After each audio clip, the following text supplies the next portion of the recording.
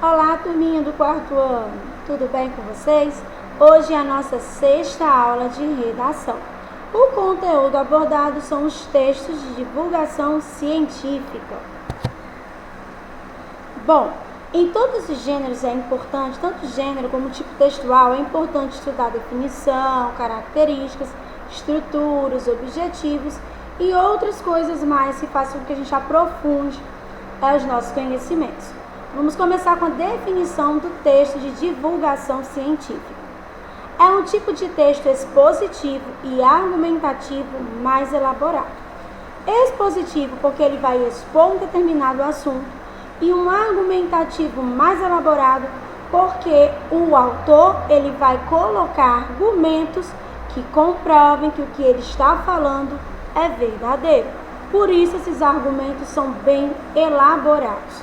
Bom, são produzidos mediante pesquisas, aprofundamentos teóricos e resultados de investigações sobre determinados temas. O que isso quer dizer?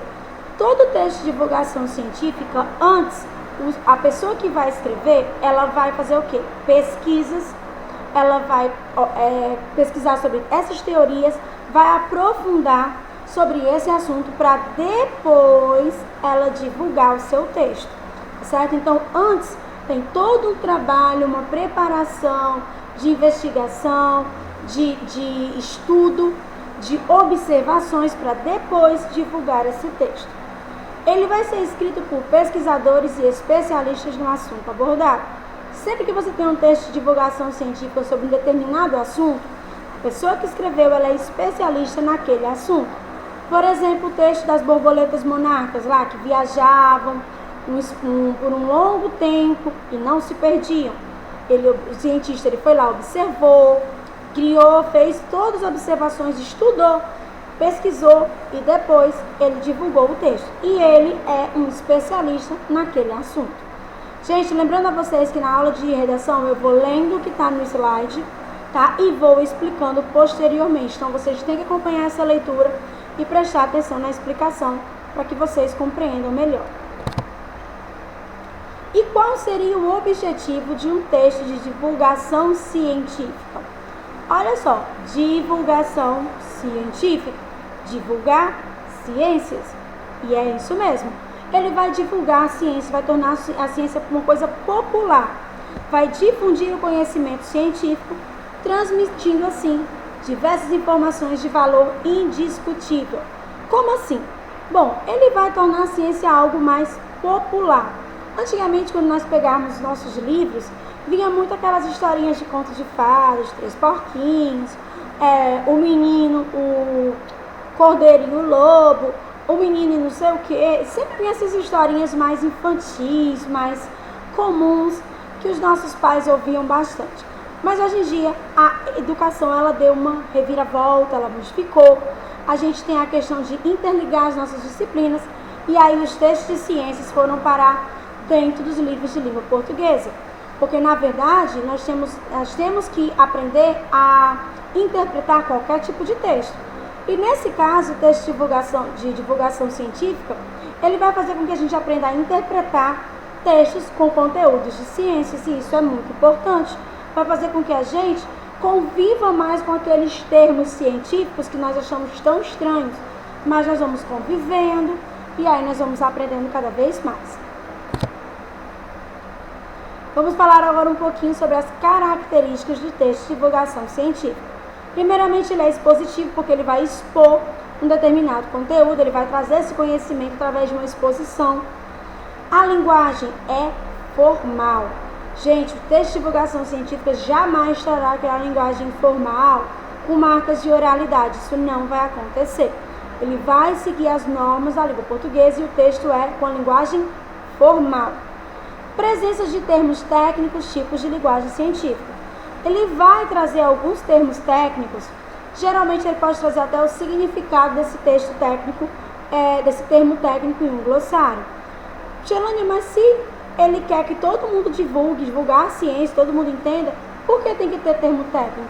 Porque o termo técnico ele faz parte dos textos científicos, porque tem que ter esses nomes, né? Por exemplo, se vocês lembrarem lá da ciência dos alimentos, que tem um livro do 4º ano, vocês podem ver que ele trazia alguns nomes bem estranhos. Capsaicina, que era aquela substância presente na pimenta, o tanino, que é uma substância presente nos frutos mais verdes. Por que traz esses termos? Porque também fazem parte do assunto abordado, então ele tem que ter esses termos. Mas mesmo assim, ele é um texto bem claro e objetivo. Por mais que traga esses termos científicos, qualquer pessoa que lê vai entender. Por exemplo, você pode não lembrar que a capsaicina que está presente na pimenta vai deixar a boca, vai fazer os nossos olhos lacrimejarem, dependendo da quantidade, vai deixar a nossa boca ardendo. Mas você vai lembrar que tem uma substância presente na pimenta que faz com que tudo isso aconteça com a gente. Então, esses termos eles vão estar presentes, mas mesmo assim, a linguagem é bem clara, bem objetiva e quem está lendo consegue entender. É um texto impessoal, apesar de trazer o estudo do cientista, ele não traz a opinião do cientista, ele vai trazer o quê? Os relatos que comprovem que o que ele pesquisou é verdadeiro. Os verbos predominam no presente. Por que no presente? Lembrando, gente, que aquelas pesquisas elas são feitas naquele momento, tá bom? Por exemplo, digamos que eu pesquisei sobre a pimenta e descobri que a capsaicina é que deixa a boca da gente ardendo. Mas digamos que no futuro, outro pesquisador descobriu uma outra substância que junto com a capsaicina deixa a boca ardendo. Por isso que ele tem que estar no presente. Por quê? Porque naquele momento, naquele período, era somente a capsaicina. Em um outro período, outra pessoa fez uma descoberta e adicionou algo a mais ao meu estudo. Por isso, os verbos têm que estar no presente, porque é válido naquele momento. Porque nós sabemos também, gente, que a ciência ela vive em constante mudança, não é isso? O que nós pesquisamos hoje pode ser de um jeito, daqui a alguns anos pode ser outra coisa. Por isso, tem que estar no presente. Ele vai utilizar alguns recursos. Comparações, dados estatísticos, relações de causa e efeito. Isso é super importante, gente. Vai dar uma credibilidade maior ao texto. Por exemplo, se eu falar da borboleta monarca, eu vou trazer um outro tipo de borboleta que não é como a monarca. E vou comparar. Vou mostrar os dados que eu estudei, as estatísticas. Vou mostrar o que causa e o efeito daquilo, né? A causa e o efeito. Isso vai fazer com que o meu texto ele seja... as pessoas que leiam, que vão ler aquele texto, elas vão perceber que foi feito todo um estudo mais complexo. Isso vai dar uma credibilidade maior. Imparcialidade do autor. O cientista ele não deve misturar a opinião pessoal dele com o resultado da pesquisa. Digamos que o cientista ele não gosta da borboleta monarca, mas isso não pode influenciar no estudo que ele fez sobre as borboletas monarcas. No caso, a opinião dele não deve levar em conta nada. Expõe teorias e conceitos próprios da área científica que se refere. Ele vai trazer teorias, ele vai trazer alguns conceitos de dentro da área que ele foi estudado. Você pode perceber que no da borboleta monarca, ele vai falando das características, conceitos dentro daquela área. Ele fala sobre a questão do ímã da Terra, ele fala sobre a questão da anatomia da borboleta, ele vai trazendo tudo dentro da área do que ele estudou. Não tem uma estrutura rígida, tá bom? Vai depender do tema, vai depender do autor e do público que ele quer atingir. Olha só, se, por exemplo, esse texto de divulgação científica, diferente de uma carta, ele não tem uma estrutura obrigatória, vai depender do que eu vou usar. Eu vou escrever numa revista, eu vou escrever, por exemplo, no jornal, onde eu vou publicar esse texto? Isso vai depender de como eu vou estruturá-lo também. Então, por exemplo, uma carta que é obrigatório ter local, data, remetente, destinatário, ela tem uma estrutura rígida. Já o texto de divulgação científica não, vai depender do autor. O autor ele escolhe o que ele vai colocar no texto dele. Suporte, gente. O suporte é onde eu vou divulgar o meu texto. Pode ser um jornal de grande alcance, pode ser uma revista científica, pode ser um site. Hoje nós temos revistas que são especificamente voltadas para a ciência. Exemplo super interessante, a Ciência Hoje e a Galileu. Então eu posso estar colocando meu texto de divulgação científica nesse tipo de revista. Posso estar colocando também num livro didático, como foi o caso da borboleta monarca, que foi publicado aqui no nosso livro didático do SAI. do sistema sai. Então, assim, vai depender muito de onde eu posso divulgar. E a maneira como eu escrevo também vai influenciar em onde eu vou divulgar. Leitores. Bom, quem são as pessoas que lêem esse tipo de texto? Primeiramente, na escola, todo mundo lê. Então, quando esse texto vem divulgado em um livro didático, ele está direcionado a jovens e adolescentes, né? Crianças também. Mas, geralmente, as pessoas que procuram ler textos de divulgação científica são pessoas que gostam de ler jornais e revistas. E o grau de conhecimento pode variar bastante. Por quê? Porque é um público heterogêneo, ou seja, é um público que tem vários aspectos.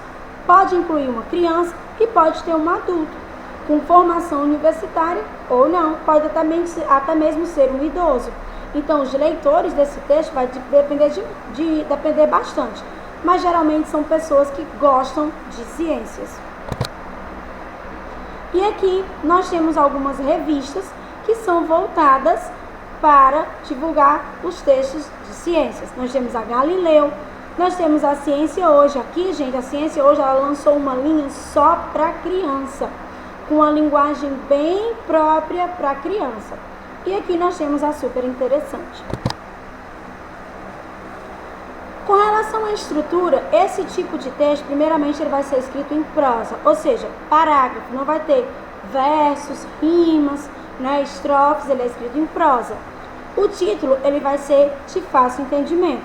Por exemplo, se eu for falar sobre a ciência dos alimentos, vamos lá, título, Ciência dos Alimentos. Introdução vai trazer, que é o primeiro parágrafo, o comecinho, ele vai trazer o tema e a ideia principal. Já no caso das borboletas monarcas, a introdução falava o quê? Das borboletas e quem eram essas borboletas monarcas, né? Então, ele vai apresentar sobre o que vai ser descrito. No desenvolvimento, a gente vai ter o quê? O restante do assunto, que é como se fosse o meio da história. E lá, nós vamos ter os argumentos, os dados científicos, as fontes que eu estou utilizando. Lembra da borboleta monarca? Que trazia a anatomia da borboleta, como elas se guiavam, o mecanismo, todo o restante da história. E por último, a conclusão, que é o último parágrafo, que ele vai trazer os resultados finais e vai finalizar o assunto. Bom, gente, eu vou ficando por aqui e agradeço a atenção de vocês. Continuem se dedicando, estudando e acompanhando as nossas postagens pela agenda eletrônica. Um grande abraço e até a nossa próxima aula. Tchau, pessoal!